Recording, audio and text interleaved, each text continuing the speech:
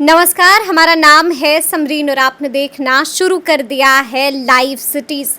कांग्रेस के झंडे के साथ ही चुनाव लड़ूंगा और पूर्णिया से ही चुनाव लड़ूंगा, ये बातें एक बार फिर से कही हैं पप्पू यादव ने। आपको बता दें कि जहां एक तरफ पप्पू यादव ने ये बातें कही हैं, वहीं दूसरी तरफ कांग्रेस के प्रवक्ता राजेश राठौर ने भी बड़ी बात कह दी है और साफ साफ कह दिया है कि अगर पप्पू यादव इसी तरह से पूर्णिया से चुनाव लड़ने के लिए अडिग रहते हैं तो फिर पार्टी उनके खिलाफ बड़ी कार्रवाई करेगी। तो आज हम इसी मुद्दे पर सीधी बातचीत करेंगे सीनियर जर्नलिस्ट रवि उपाध्याय जी से।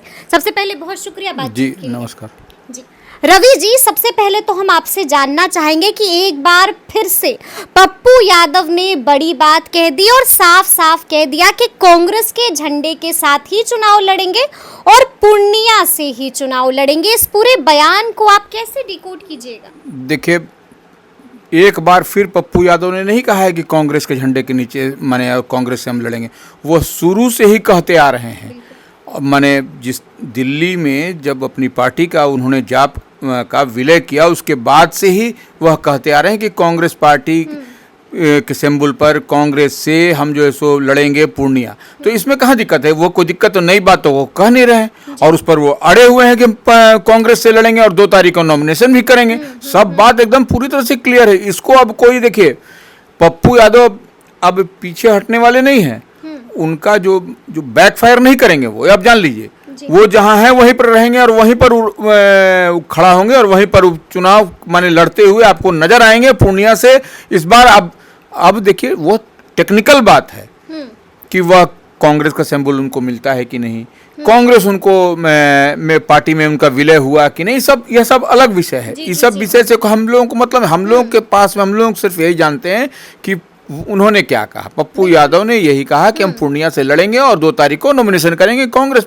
इतनी कांग्रेस के झंडे से, हाँ, कांग्रेस के झंडा बैनर सब रहेगा, वो बोल रहे हैं। हाँ। अब क्या उनको आला कमान से बात हुई है, क्या आला कमान से फीड हुआ है, क्या उनको राहुल गांधी, सोनिया गांधी, प्रियंका से बात हुई है तो या खड़गे जी से, वो तो वही बता सकते हैं। अच्छा, हम ये भी आपसे समझना चाहेंगे कि पूर्णिया की सीट तो राजद के खाते में, यानी कि वहां पर लालू प्रसाद यादव ने बीमा भारती को आशीर्वाद भी दे दिया है, टिकट और सिंबल भी थमा दिया है। तो अब ऐसे में क्या होगा आगे रवि जी, हम ये भी समझना चाहेंगे।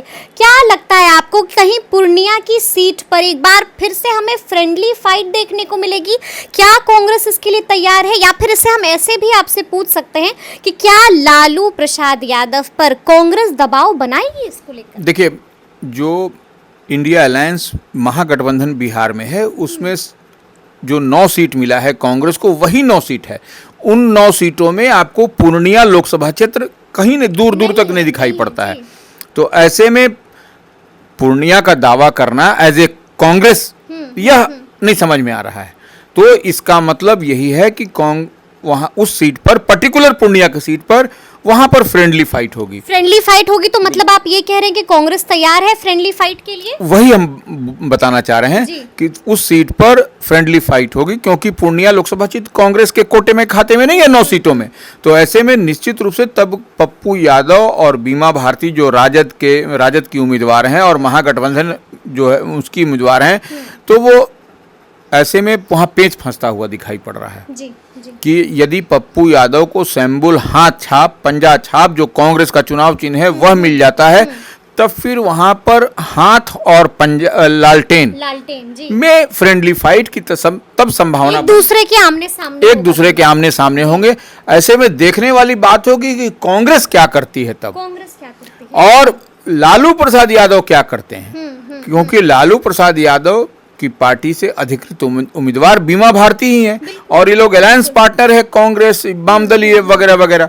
तो वो ऐसी परिस्थिति में निश्चित रूप से बड़ा झोल झाल होने की संभावना है और पप्पू यादव पीछे हटने के लिए तैयार नहीं है। और इसी बीच जो मैंने शुरू में भी कहा कि कांग्रेस के प्रवक्ता हैं राजेश राठौर, बड़ी बात कह दी है और साफ साफ कह दिया है रवि जी कि अगर पप्पू यादव इसी तरह से अडिग रहते हैं तो फिर पार्टी उनके खिलाफ कार्रवाई करेगी, यानी कि मामला अब तूल पकड़ता जा रहा है। देखिए, राजेश राठौर से बात हमारी हुई तो वो जो बातचीत के क्रम में उन्होंने कहा कि पप्पू यादव कैसे करेंगे? वो तो सीट जो है सो महागठबंधन के अलायंस में वह आरजेडी के खाते में है, और वह जो 9 सीट है उसमें जो कांग्रेस को मिली है उसमें वो नहीं है, तो हम लोग तो सिर्फ 9 सीट वाले को ही कांग्रेस मानते हैं। बात भी सही है। बात देखिए, तार्किक ढंग से राजेश राठौर ने सही बात कही कि 9 सीट जो है उसी को कांग्रेस मानती है। ये कहाँ से आ गया और ये कौन है? सवाल तो ये है।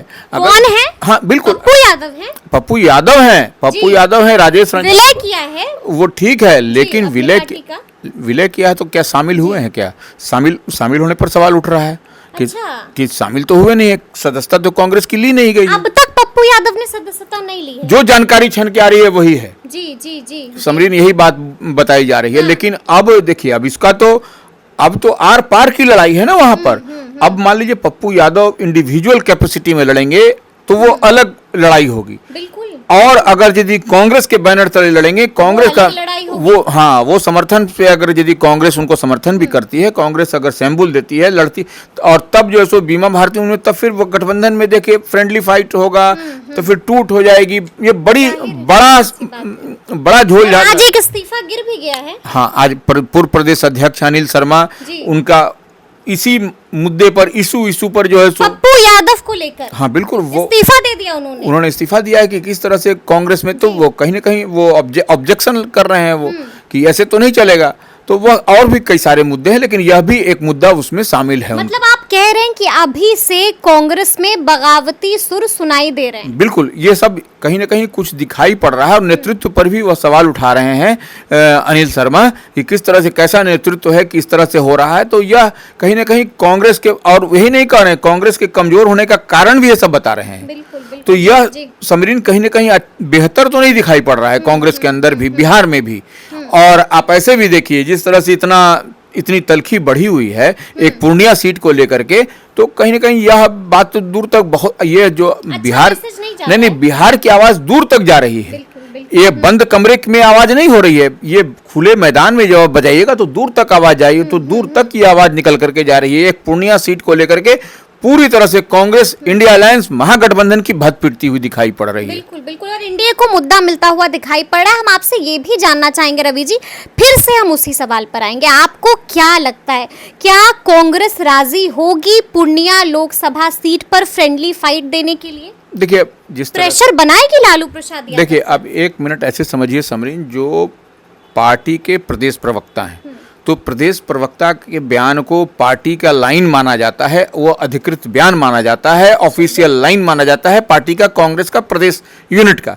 तो ऐसे में जब राजेश राठौर किसी बात को कह रहे हैं प्रदेश प्रवक्ता, तो निश्चित रूप से वह प्रदेश अध्यक्ष अखिलेश कुमार सिंह की बात को वह मीडिया तक, क्योंकि वही माध्यम होते हैं हम बात करने के लिए, हमसे आपसे तमाम मीडिया से बात करने के माध्यम कौन है? राजेश राठौर हैं। तो ऐसे में जब राजेश राठौर किसी बात को कह रहे हैं, तो वह बात कोई एरू गेरू कोई आदमी नहीं कर रहा है। कांग्रेस पार्टी का प्रवक्ता, जो जेन्युइन प्रवक्ता, जो हर मुद्दे पर अपनी बात रखता हो, राय रखता हो, पार्टी की बात करता है, वही आदमी बोल रहा है। तो उसको आप कैसे उसको ना कर? आप कह रहे हैं कि अब बात कार्रवाई तक पहुंच गई है? अगर पप्पू यादव ने अपनी जिद नहीं छोड़ी तो फिर पार्टी कार्रवाई करेगी? देखिए, पप्पू यादव, यदि राजेश रंजन और पप्पू यादव ऐसे अगर यदि इंडिविजुअल कैपेसिटी में नॉमिनेशन नामांकन करते हैं और ऐसे कहते हैं कि नहीं कांग्रेस का समर्थन है, तो वो कोई, अगर पप्पू यादव ऐसा करते हैं तो तब कोई इशू नहीं है।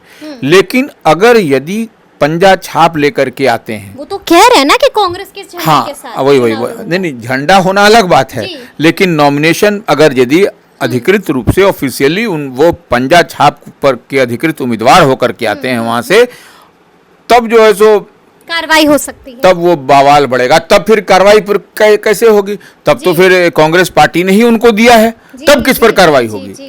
कोई अपने घर में तो रखे नहीं है पप्पू यादव कि सैंबुल लेकर के आए भरे, अब उसमें तो बयाप्ते उसमें कांग्रेस पार्टी के राष्ट्रीय अध्यक्ष की साइन होगा, तभी ना वो सैंबुल चलेगा।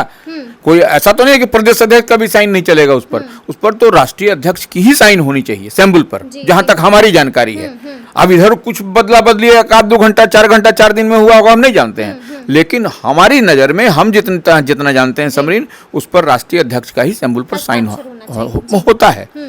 तो ऐसे में निश्चित रूप से कांग्रेस पार्टी के राष्ट्रीय अध्यक्ष का अगर यदि सैंबल लेकर के पप्पू यादव वहां से नॉमिनेशन करते हैं पूर्णिया से, तो उस परिस्थिति में आप देखिएगा कि प्रदेश यूनिट फिर अब क्या रुख अख्तियार करता है।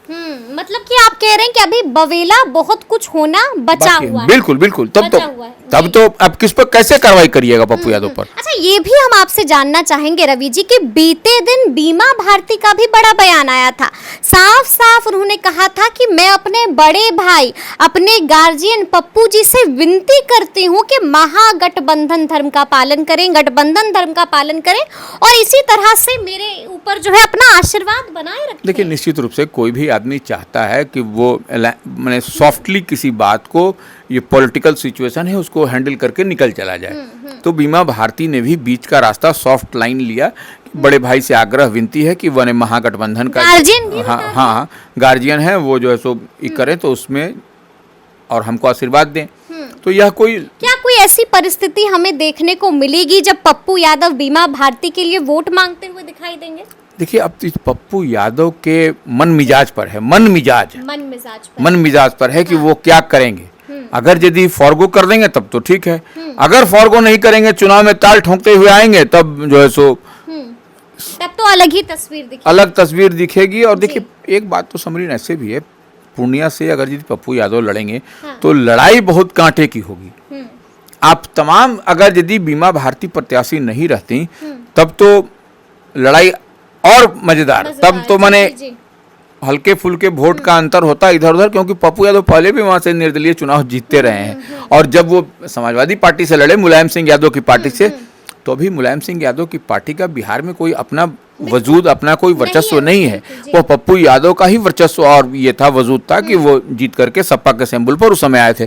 तो ऐसे में आप देखिएगा, पप्पू यादव अगर यदि लड़ते हैं तो निश्चित रूप से लड़ाई जोरदार मजेदार होगी और लोग वहां पर इस बार कांटे की टक्कर वाली होगी। और लोग इस बार पूर्णिया के चाह भी रहे हैं कि पप्पू यादव परिवर्तन चाह रहे हैं, क्योंकि 2 बार से वही सांसद जीतते हुए चले आ रहे हैं, तो जेडीयू के।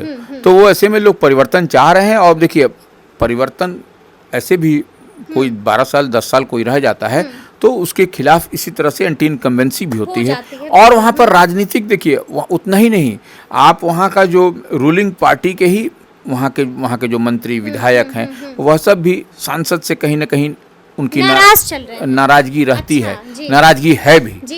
इसको आप कोई इससे हमारे बात से इत्तेफाक रखे न रखे वो अलग विषय है, लेकिन है वहाँ पर नाराजगी है, अंदर खाने में है। तो अगर पप्पू यादव होते उम्मीदवार तो फिर खेल कुछ और ही होता। नहीं, पप्पू यादव होते क्या, पप्पू यादव तो है उम्मीदवार। बिल्कुल, महागठबंधन। हाँ, महागठबंधन इंडिया अलायंस के अगर वो उम्मीदवार रहते तब वो टसल आपको तस्वीर कुछ और ही होती। हम आपसे ये भी जानना चाहेंगे कि पप्पू यादव के पास रवि जी अब कौन कौन सा ऑप्शन खुला हुआ है, कौन कौन सा दरवाजा खुला हुआ है, क्या क्या कर सकते हैं पप्पू यादव, विकल्प क्या क्या है? देखिए, पप्पू यादव को इतना 3 तकड़म में नहीं फंसने का जरूरत है कि कांग्रेस का लेंगे। कांग्रेस अपना साइलेंटली उनको, कांग्रेस में आए, कांग्रेस उनको मदद कर देती है वहाँ पर।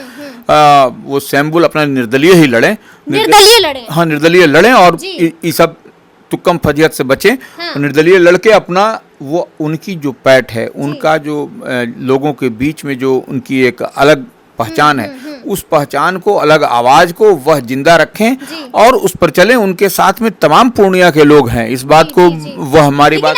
अगर निर्दलीय लड़ते हैं, जैसा कि आपने कहा कि निर्दलीय ही लड़े, तो अगर ऐसी कोई तस्वीर सामने आती है तो सवाल तो पप्पू यादव से भी पूछा जाएगा ना कि आप कितना दल बदलिएगा। अभी तो आपने पार्टी का विलय किया कांग्रेस में।